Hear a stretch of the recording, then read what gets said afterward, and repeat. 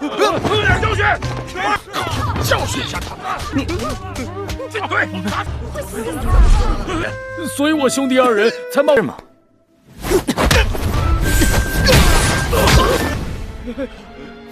偷的。大义还是私情？师弟，他看上了何老板的女儿，各位街坊。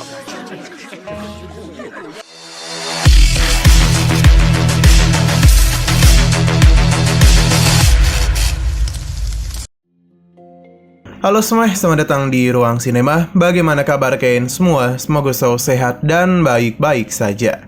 Pada hari ini kita akan kembali melanjutkan series Donghua Hualien Dianfeng atau Mortal Fix episode 4. Bagi yang mau bergabung dan series ini kita sudah sediakan playlistnya. Jadi kalian bisa mudah mencari di mana episode awal dari series ini. Sebelum kita mulai episode terbarunya, kita akan melihat dulu apa saja yang telah terjadi pada episode sebelumnya. Tepatnya pada episode 3.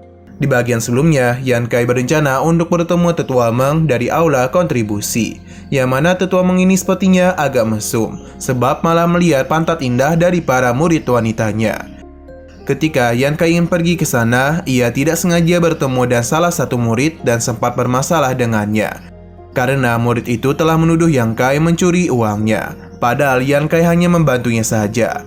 Kesalahpahaman pun selesai ketika Tetua Meng membantu Yan Kai. Pada akhirnya Yan Kai pun menemui Tetua Meng untuk menukarkan poin kontribusinya menjadi beberapa keping uang. Di saat para murid lain menukarkannya dengan teknik ataupun pil, hanya Yan Kai saja yang menukarkannya untuk kebutuhan pokok. Setelah semua itu, Yan Kai pun pergi ke kediaman dari keluarga He untuk membeli beberapa beras. Keluarga He sangatlah baik kepada Yan Kai karena selalu memberikan lebihan kepadanya. Hanya saja masalah datang ketika kedua preman pasar muncul. Sekarang kita akan melanjutkan episode terbarunya. Kita masih berada di kediaman dari keluarga He, yang mana beberapa orang mulai berkumpul di sini. Melihat kedatangan dari Sumu membuat kedua preman ini ketakutan. Bagi Sumu, kondisi mereka tidaklah seperti terkena racun. Preman ini pun langsung saja berpura-pura sakit agar mereka bisa percaya kalau racun yang mereka terima sangat parah. Bahkan mereka dengan berani datang kemari untuk meminta keadilan. Selain itu, tujuan mereka kemari adalah untuk memberitahu para pelanggan lain agar bisa tahu wajah asli pemilik jahat itu. Sumu tidaklah percaya dan langsung mengetesnya, yang mana serangannya masihlah mampu ditahan oleh pria kurus ini, yang mustahil bisa ditahan oleh seseorang yang terkena racun. Sumu kembali melancarkan serangan dan membuat kedua preman pasar terpental. Akhirnya Yan Kai sadar kalau ini adalah drama pahlawan menolong si lemah.是吗？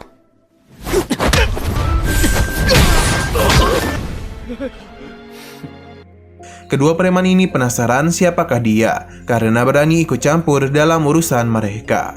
Pada akhirnya Sumu pun memperkenalkan dirinya sebagai murid dari Papilion Ling Xiao. Pada akhirnya, Sumu pun memperkenalkan dirinya sebagai murid dari Papilion Ling Xiao. Mendengar hal itu, seketika saja membuat kedua preman terkejut dan berencana untuk pergi.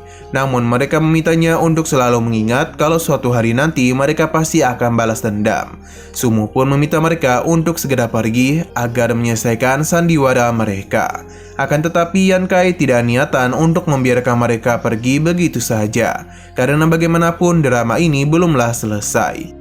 Yan Kai pun melempar mereka keluar dari toko dan memberitahu kepada para pemilik toko lainnya kalau mereka tidak boleh membiarkan kedua preman ini pergi begitu saja tanpa memberikan pelajaran.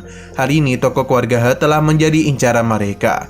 Bisa saja di kemudian hari toko pakaian keluarga Liu atau bahkan toko palu keluarga Jiang yang akan mereka incar. Apa yang Yan Kai katakan telah menyadarkan para pemilik toko kalau yang dikatakan Yan Kai bisa saja terjadi. Jika terus dibiarkan, maka kedua preman ini pasti akan menimbulkan masalah lagi, dan mereka tidaklah mungkin seberuntung Pak He. Jadi pada hari ini mereka harus membereskan masalah itu. Pada akhirnya semua orang pun mulai mengepung kedua preman ini dan memberikan pukulan-pukulan manja kepada mereka. Melihat apa yang terjadi membuat Yan Kai menjadi panik. Dia meminta untuk tidak terus memukuli kedua preman karena bisa saja mereka itu meninggoy. Melihat mereka yang tidak bisa bergerak lagi membuat para pemilik toko ketakutan. karena bisa saja kedua orang ini sudah meninggoy. Untung saja kedua preman masihlah hidup dan mencoba untuk meminta pertolongan kepada Sumu. Tidak mau rencananya ketahuan, Sumu pun tidak mau membantu kedua preman. 教训一下他们！进队！ 租什么租？还想要小爷给你缩缩筋骨吗？ Yankai pun mengajak Sumu untuk bekerjasama dalam menghabisi kedua preman, karena bagaimanapun mereka telah banyak menipu orang lain. Jadi sebaiknya masing-masing dari mereka menghabisi salah satu dari kedua preman. Ini merupakan cara yang tepat untuk memberikan keadilan. Preman gemuk ini menjadi panik, namun si kurus malah pelangap pelongo. Padahal mereka sudah menghentikan drama sebelumnya. Sumu merasa menghabisi seseorang merupakan hal yang berlebihan.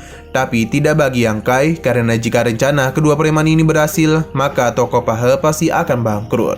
Ini sama saja dengan merenggut kehidupan dari keluarga He. Yankai penasaran apakah Sumu berpikir kedua preman ini tidak layak untuk dihabisi.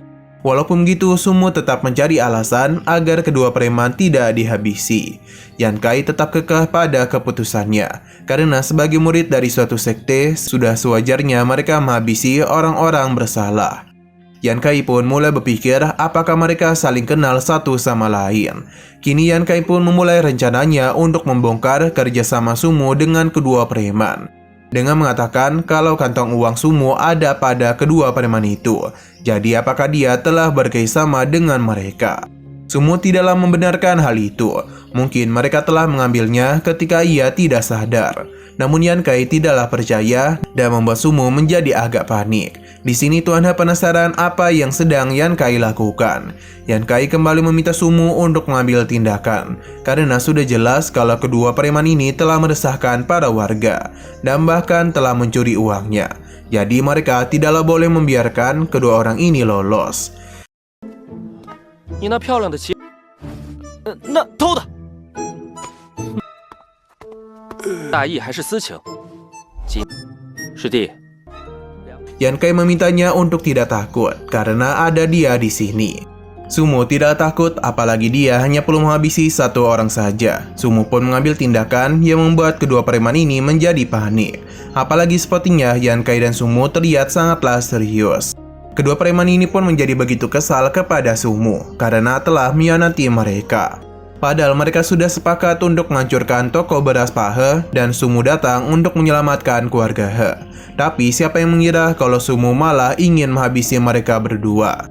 Sumu tidaklah membenarkan hal itu, namun pengakuannya langsung dibungkam karena kedua preman ini memberitahu kepada semua orang yang ada di sana kalau tujuan mereka mengganggu toko Pahe adalah perintah dari Sumu.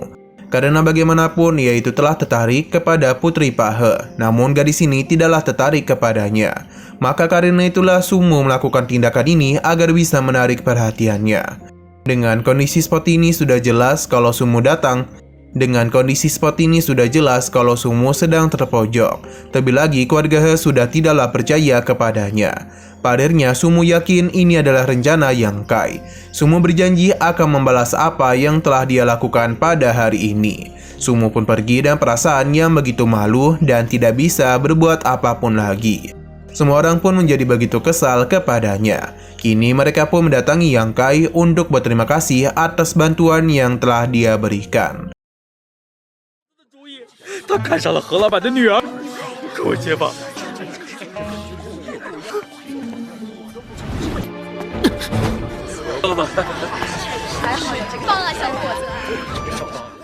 Setelah semua itu, Tuan He ingin memberikan hadiah kepada Yankai. Namun ia menolak pemberiannya, karena ia itu sama sekali tidak mengharapkan imbalan apapun. Putri Tuan He berterima kasih kepada Yankai karena berkatnya toko mereka masih bisa selamat. Yankai tidaklah mempermasalahkan hal itu. Sepertinya gadis ini memiliki sebuah perasaan kepadanya. Nah, di sini Tuan He takut hal buruk akan terjadi kepada Yankai, karena dia itu telah berani menyinggung Sumu. Namun Yankai memintanya untuk tidak perlu khawatir, karena bagaimanapun sekte memiliki peraturan yang ketat. Jadi Sumu tidak akan berani berbuat apapun kepadanya. Tuan He paham dan hanya bisa meminta Yankai untuk selalu berhati-hati. Ia tidak bisa membayangkan jika hal besar akan Sumu hadapi karena mereka. Yankai paham dan akan selalu berhati-hati. Nah, gadis ini meminta ibunya untuk melakukan sesuatu, yang mana mereka ingin mengajak Shimu untuk bermalam di sini karena bagaimanapun hari sudah mulai gelap. Akan tetapi hari masihlah sangat cerah, dan Yankai tahu kalau ini adalah permintaan dari sang gadis. Sebenarnya Yankai mau-mau saja, namun ia merasa tidak nyaman jika terus menerima kebaikan dari keluarga He. Jadi Yankai pun memilih pergi dengan alasan kalau ia harus menyelesaikan tugasnya di sekte. Jadi dia pun memutuskan untuk pergi. Namun Yankai lupa untuk mengambil beras yang sebelumnya ia beli. Setelah semua itu, Yankai pun pergi dari kediaman keluarga He. 我们这一家子天也晚了，要不留下来吃？